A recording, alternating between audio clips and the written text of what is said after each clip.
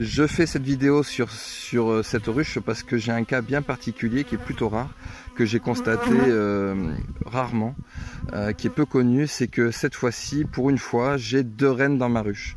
Alors, ce qui s'est passé, c'est que je pensais que ma ruche était bourdonneuse, je pensais ne plus avoir de rennes dans ma ruche, et du coup j'ai introduit une cellule royale, donc un cocon pour faire une nouvelle reine, dans cette ruche pour que les abeilles fassent un reméhrage, donc qu'elles puissent refaire une reine. Et là je viens de contrôler, j'ai un tout début de ponte, donc j'ai une reine qui commence juste à pondre, et j'ai constaté que j'avais 2 reines dans ma ruche.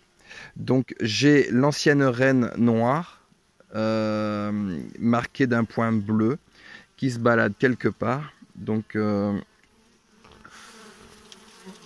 excusez-moi, elles sont dessous les autres abeilles, donc je peux pas vous les montrer facilement. Elles sont, voilà, donc la reine, l'ancienne marquée d'un point bleu, est ici au centre. Vous la voyez, le point bleu est à moitié effacé d'ailleurs. Voilà. Hop, désolé, ça va plutôt vite. Voilà. Donc c'est une petite reine qui, je pense, est inféconde. Elle ne peut pas faire d'œufs. Donc du coup, elle ne développe pas de phéromones disant qu'elle est présente dans la ruche en tant que reine. Et les autres abeilles ont accepté de la nouvelle reine qui est née il y a quelques jours et qui doit être par là, qui est ici. Attendez, là. Alors elle n'est pas marquée, je ne l'ai pas marquée pour bien faire la distinction. Elle est au milieu là, donc elle bouge assez vite, désolé. Et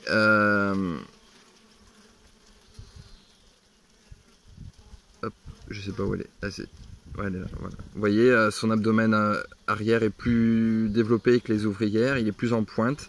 Donc c'est une ouvrière féconde, donc une reine. Et je pense que c'est elle qui pond des œufs et qui va permettre la survie de la ruche.